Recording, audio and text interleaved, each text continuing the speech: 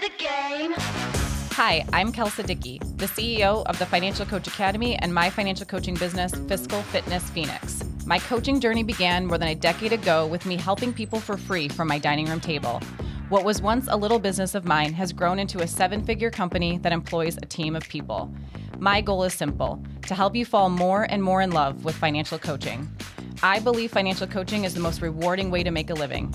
If you are an aspiring financial coach or have been coaching for years, I'm here to help you create a business you love that gets your clients massive results. Let's get to it.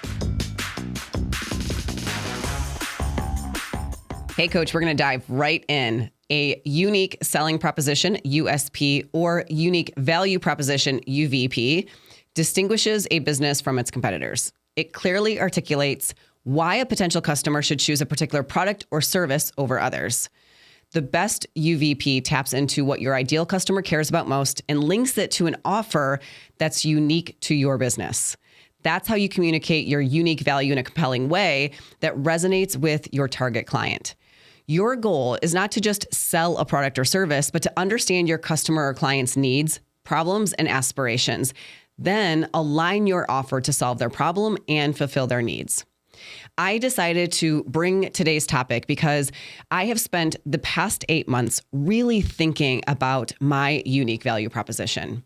If you've been a listener of the pod for a while, then you know I had a period of time where I hated my website.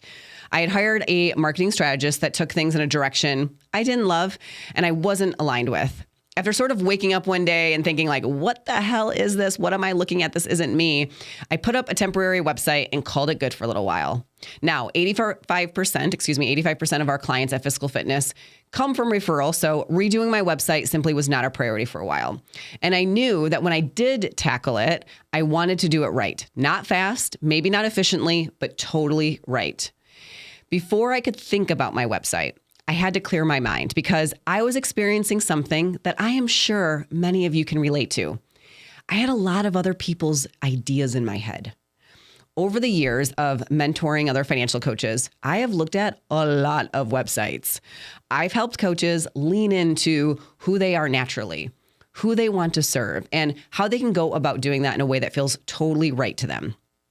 I have loved that work, but in some ways it was a bit distracting too, especially when thinking about who I am, who I serve, and what's unique about me. What impact do I want to have with my work? How do I go about best sharing that message? What do I have to say that is uniquely me?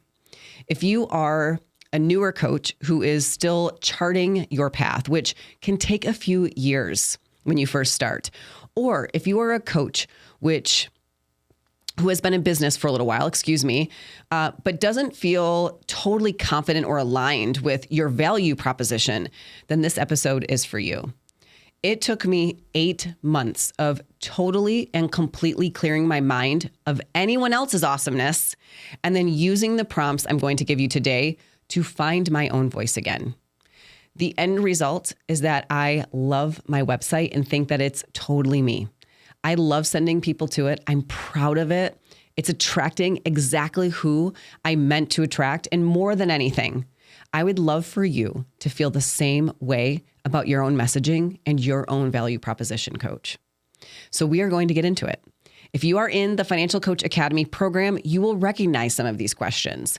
They are sprinkled throughout. Some of them you'll find in the niche training video, which is module 1. Some of them you'll find in the programming module, which is module 3. And some are integrated into the client journey because they're focused on the emotions that your clients are experiencing. The Academy is truly built to help you build a business that you love. Yes, you get a lot of my stuff to start with, but it's really designed to help you make each step your own. But today, I'm putting them all together in one place, and I am excited, so let's get into it.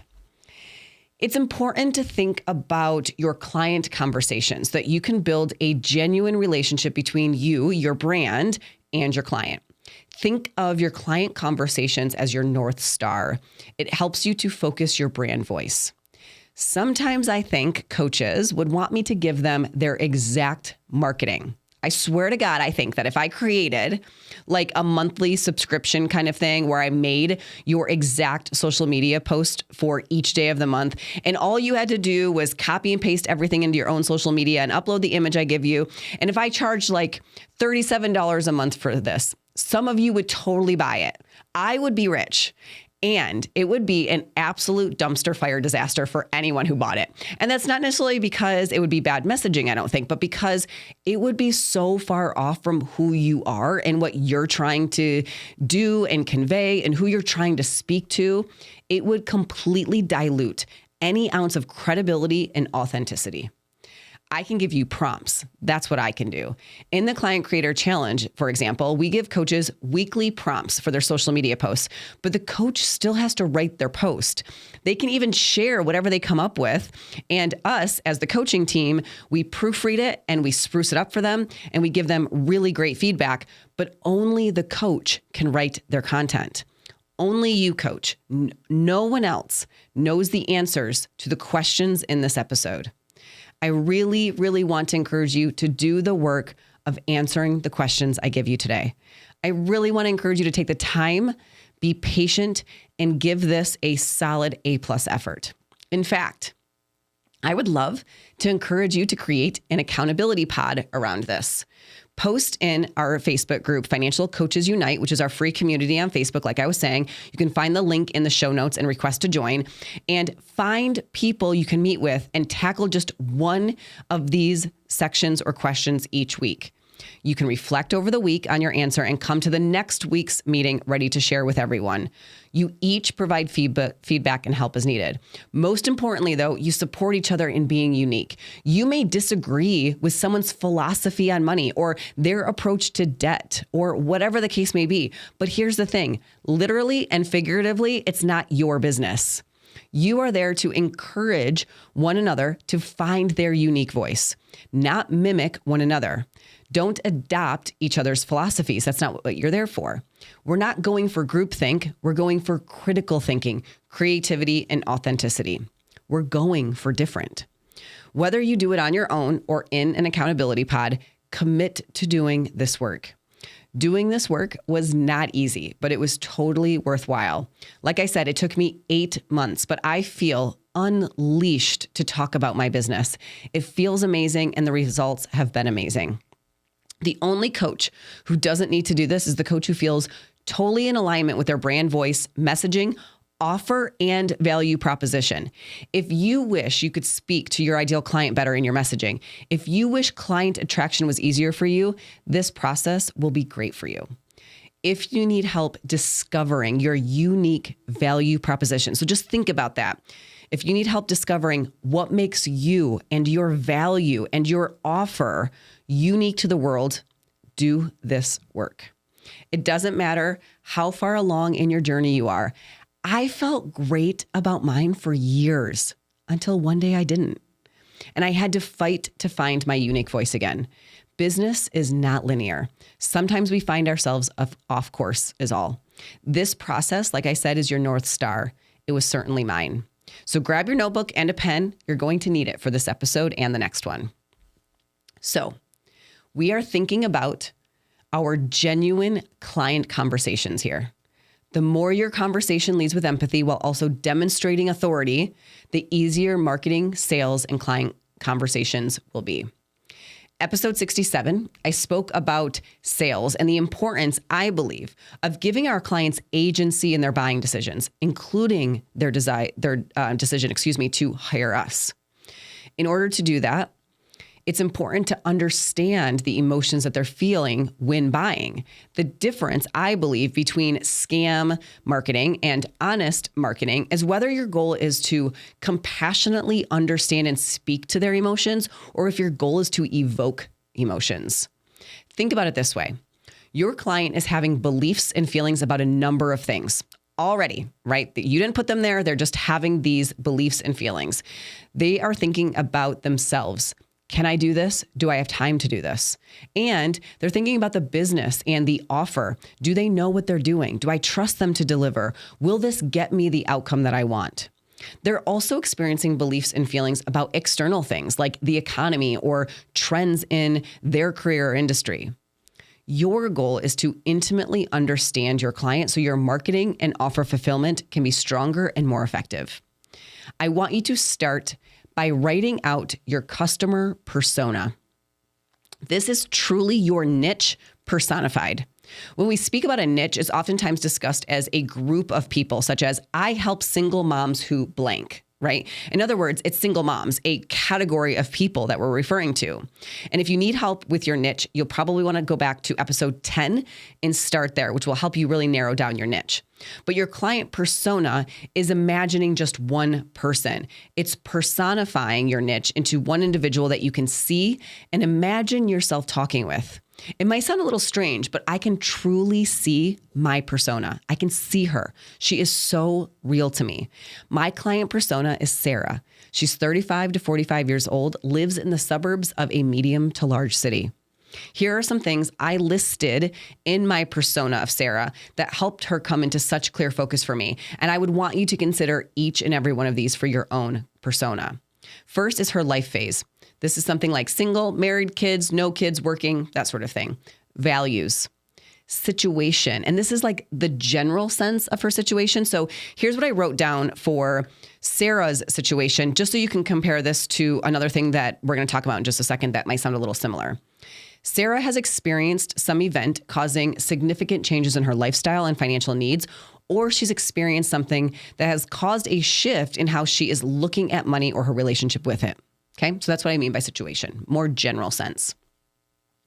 I also wrote down about her relationship with herself. I also explored her current situation versus her desired situation. And this is how she would say it. So this is more specific than the general situation that I mentioned just a moment ago. In this part, I wrote, Sarah would say she is struggling with debt and financial planning. She wants to grow her savings and have more peace of mind around her money. I also wrote down in my persona Sarah's outlook on the future, her biggest daily challenge, her biggest desire, how her friends would describe her relationship with material things, her relationship with money, her historical relationship with our industry, if any, spending habits in our industry. So if she's bought from another coach before or not, shopping preferences, brand expectations, social media habits, other media consumption, and also her communication style. So you can imagine, step one, personify your niche and write out your client persona. A hefty step, right? Give yourself time, but reflect on this. Every question from here, I want you to imagine you're having a conversation with whoever your persona is. In my case, it's Sarah, right? We're not thinking about any other coach. We're not thinking about any other marketing guru. We're not thinking about a family member. We're not even only thinking about ourselves. You're thinking of the conversation you would have with your client persona. What might your client respond positively to? That's the next question I want you to ask yourself only after you finish your client persona.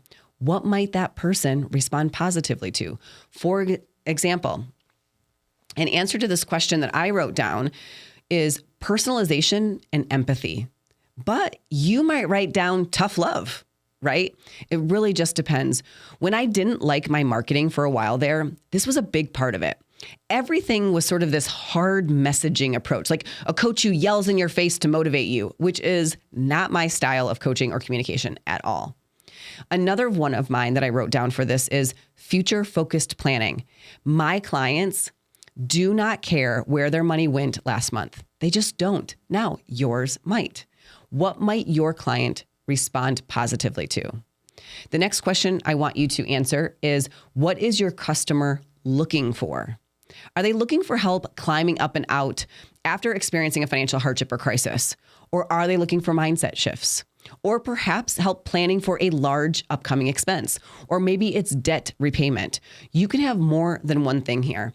Your answer to this question would be different if you're helping women coming out of divorce versus an individual who wants to save to buy their first house. That is why it's such an important question to answer. What is your customer looking for? So you have your client persona and you've outlined what they might respond positively to and what they're looking for. Now we're going to take your perspective to a more big picture perspective. We'll come back to Sarah in just a minute. Step 1, persona. Step 2, big picture. I want you to think about your point of view. This is how you see your work as a whole and the role you play in delivering that work. Think about this as like your philosophies on money, or change, or growth, or progress, or coaching. For example, I think the cookie cutter approach to money is dangerous and doesn't help most people. That's been my view of our industry for a very long time. And while that's not such a disruption nowadays, when I first started saying that back in the day, it was unique. You owning and claiming your point of view is a really important piece of your brand message. So take some time to consider what your point of view is as a whole. What do you think about money? What are some of your philosophies? Once you do that, I want you to think about the competitive landscape. Again, we're big picture here. What are some potential alternatives that clients might consider instead of your services? For example, they could do nothing. They could use an app. They could try to educate themselves using Google. Those are all alternatives to your client hiring you to solve their problems or fulfill their needs. Then ask yourself, why aren't those what's best? Those alternatives probably work for some people. Why don't they work, or why aren't they best for your client, right? Personally, and just a point of caution here, I think it's important to not discredit a person who tries these alternatives first before they are ready to hire you. Most of my clients have tried all sorts of solutions before coming to us, and we simply speak to that in our marketing. We know you've been trying to solve this. We know you've tried X, Y, and Z, and they only left you feeling more discouraged. After that, I want you to think about your key competitors and list 3 to 5 specific companies or industry leaders who are most similar to you. Now, when you do this, a point of caution is that it can put you in a bit of funk. So just remember, money struggles are very pervasive as far as problems go. There are plenty of people who need help, and more than one person can occupy a space and be successful. You have to acknowledge who your key competitors are in business. Being discerning is necessary when it comes to having a business. And you have to know who they are so that we can do the next step, which is to consider the gap. What is the gap that's available for the taking? What is your unique spin on what's already working? How can you show up in your own unique way within that gap? Next, I want you to determine your buyer thought process. So think about your persona. Again, in my case, it's Sarah, when you're thinking about this next step. Your buyer thought process has 3 main components. 1, your customer's reason for hiring a financial coach. 2, evaluation factors, what factors they evaluate when making a decision. And 3, possible hesitations or objections. So what are the reasons for hiring a financial coach? Is it to build wealth, overcome a challenge, gain knowledge? You can imagine that a coach whose client is seeking to build wealth is different from the client who is looking solely for education or even accountability. That's why it's really important to consider this question. What are their evaluation factors? What's most important to them when making this consideration? Are they looking for a personal connection, or is cost a factor, or perhaps it's the time commitment? I'm going to stay on this point for a little bit here because it's really important. 2 evaluation factors that coaches tend to think are important to their clients are cost and qualifications. I don't want to say that my clients don't care about these 2 things, because they do. They just aren't the most important factors. In fact, these things don't even make the top 5 list for my clients. I think this is why it's so easy for me to say that for my business, a certification doesn't matter, because from my experience and working with my clients, it doesn't matter. Think about it this way. The buyer thought process is why some coaches will say that they are never asked what their credentials are, and other coaches say they're asked that question all the time. It has to do with the client you are speaking to most in your messaging and that buyer's evaluation factors. Do they care about letters after your name, or don't they? But don't assume that they do. A few of the factors I wrote down that my clients care most about are customization, our coaching approach, ethics and trust, clarity and transparency, aspiration for independence, and ongoing support. In my buyer thought process, I actually wrote down 14 factors that I think Sarah cares about. And cost and qualifications are number 13 and 14 on the list, respectively. So there are 12 factors that she cares about more. Your list might be different. One reason this is so key is because your marketing content can actually train them to care about certain things that aren't in alignment with who you want to be as a coach, essentially creating a sticking point for them when deciding to hire you. In other words, you could be creating the sticking point in your own marketing. For example, one of the things that coaches who do the Dave Ramsey program where, forgive me, I don't know the name of it. You get your name on their website and people can type in a zip code and you get referrals or something like that when someone's looking for a coach, right? I don't know the name of it. I'm sorry. It doesn't really matter. But one of the things that I hear often from coaches is that the folks that they get as referrals oftentimes are looking for free advice or free coaching. Coaches will tell me that all too often they're not ideal clients or that the conversions are really hard because they want help for free and don't want to pay for it. Now, I am just telling you what some coaches have shared with me. I've never done the program myself. I have no idea if that is true for others or if it's like, location dependent. So it's really based on zip code. I have no idea. It doesn't really matter. I'm just telling you that this sort of makes sense to me because if you think about it, it makes sense because a lot of Dave Ramsey's message is about eliminating anything not essential. I mean, eat beans and rice and make your kids think you're going to sell them too. That doesn't exactly jive with the messaging, pay for a coach to help you, right? In other words, cost becomes a factor when you teach that a person should eliminate all non-essential costs. Here's another example. In my messaging, if I were to say that managing your money is easy, that anyone can do it, that it's as simple as 1, 2, 3, or 7 baby steps, then that would not jive with one factor that my clients do care about, which is customization. How can something be both easy and also there be a need for customization? They want to know that a plan and that what they're being told to do is right for them specifically. They want that customization. This actually came up in a pretty big way in the Client Creator Challenge this year. I reviewed a coach's funnel from their podcast to their website, to their freebie, to their first few emails. And there was this misalignment of messaging that was happening. I pointed out the mismatch and the coach could not believe it, but they saw it too.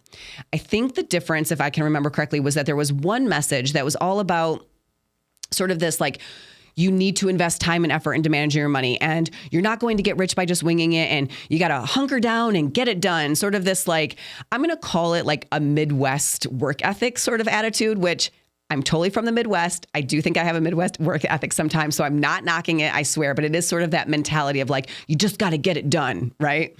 But then there was also this messaging too that was like, managing your money is fun and it's totally cool to geek out on money and it can be so easy, right? And it's like, you really need to think about for this coach, what we helped him to figure out is, does your client shy away from hard work? Do they need a pep talk knowing that it might be hard work? Or do they want something that is easy to adopt and doesn't require a ton of effort? Or do they want to geek out over analyzing something in a spreadsheet? Or does that sound god awful to them and they'd rather have you geek out on it for them? Right? Are they looking for ease or do they know it will be tough, which is why they're looking for support and accountability? You can't have both of those messages happening at the same time. If it's confusing, your client will struggle with what to trust because there's opposing philosophies in your messaging. But just so you know, the more you focus on things like cost-cutting strategies or tips, the more you make cost a factor in their decisions. There's another fabulous example from the Dave Ramsey subreddit on Reddit. It's a perfect example of someone's buyer thought process, like written out for us to see, okay? This struck me so much that back when I first found it, I had to go search for it again for this episode. But back in the day when I first found it, I sent it to some of the coaches on my team. And I was like, does this not just like represent everything perfectly? I just loved it so much. So it's really cool, I think. So here's what the post on the subreddit said. A person posts and the subject was $10 sale ? Then in the body of the post, the person writes, Quote, I got an email today for their one-day $11 sale, but I'm still thinking about the $10 sale they did last year. Do y'all think it could repeat? Or is $11 probably our lowest? I have some friends and family I know could greatly benefit, unquote. Okay. So this person references the sale and also last year's sale. So I'm thinking she's been a loyal fan for a while, right? That's amazing. She also mentions buying his books and giving them to family and friends. So, I mean, she is clearly a loyal customer and super fan. That is wonderful. That's terrific. I'm not knocking any of this. Please know that. This post, though, perfectly outlines this person's buyer thought process and specifically her evaluation factors, which is what we're talking about right now. Now, please know, I am not saying this is right or wrong to have this buyer thought process, I promise. But it is clear by what this person wrote that she cares about cost or price over value. She would rather save $1 than provide the benefit to her friends and family like right then and there, right? Now, when seeing this buyer thought process, it is also clear that she cares about cost more than time. Would it be worth it for you to spend $1 more to get the book faster so that you could benefit your friends and family sooner? Or would you rather wait to see if they'll do a $10 sale later so that you can save $1? That is a buyer thought process. That's what evaluation factors are all about. And it is very clear what this person weighs more heavily than something else. Should I get this now and spend $1 more, or should I wait to try and save $1? This person is showing how she weighs time versus cost as evaluation factors. Again, I'm not saying she's right or wrong with what she prioritizes. I'm just pointing it out. There are plenty of times where my clients pay a little extra for convenience or to save time on researching something. They care about time over cost. I want you to think about how your clients might think about this. What is their thought process? Now, when reading this buyer's thought process, it is also clear that she cares about cost and price over having something completed and just done, having less on her plate, or having an open-ended to-do item on her mind. Again, this is not about right or wrong, but there are times where personally I am like, Amazon, add to cart, check out, boom, done. Thank God, one less thing on my list. Okay, what do I got to do next, right? I care about my mental bandwidth more than cost sometimes. Now, of course, so much of this is situational, but that's why we started with your persona and outlining your client situation and challenges, because some people don't have the privilege to not care about cost. I get that. Cost may or may not be one of your client's main evaluation factors. And I simply want you to question that and not assume one way or the other based on someone else's marketing or someone else's messaging and brand. Okay. Now, some of you are going to come for me because I'm talking about Dave Ramsey. I can see it now. Dave has built a successful business and he knows what he's doing and all of that jazz. And you are totally right. This person is buying his books and sharing them with family and friends. It's totally working. I am not criticizing or knocking anyone. My goal in giving you these examples is to show you the buyer thought process and how that's aligned with his unique value proposition. So you can see that your messaging is doing the exact same thing. And someone else is probably listening right now and thinking, but some people need to watch their spending and cut expenses. Of course. I'm not saying don't ever talk about that stuff. Spending less money on shit you don't care about is always cool in my eyes. I'm saying be aware of the impact that it's having on your clients' buying decisions, including buying coaching from you. That's all. Your clients' evaluation factors need to be aligned with your overall marketing content, which means you want to think about their evaluation factors. So we're talking about your buyer thought process and its three main components. The first was your customer's reason for hiring a financial coach. The second were those evaluation factors and what your client cares most about when making the decision to buy from you. Super, super important. And the last component of your buyer thought process are their possible hesitations or objections. What's stopping or slowing your client down from buying from you? Again, most coaches would assume cost here. But for me, what I've come to understand is that privacy is actually number one for my clients. And then the second biggest hesitation for my client, Sarah, is actually self-reliance. This idea that she should be able to manage her finances on her own. She shouldn't need to hire a coach, and she just needs to try all of these other solutions first. That belief that she should already know how to do this money stuff and should already be self-reliant really holds Sarah back from hiring me for a while. A desire for self-reliance is a big hesitation my clients experience, which is why I talk a lot about how it's okay to ask for help. I give lots of examples of ways we hire people to help us all the time, and I draw a connection between those things and getting help with your money, like hiring a personal trainer, right? You've heard me say that many times on this podcast. What is stopping or slowing down your clients from buying? What thought or worry or perceived obstacle do they have? That is your buyer thought process, your customer's reason for hiring a coach, evaluation factors that are important to them, and any possible hesitations or objections.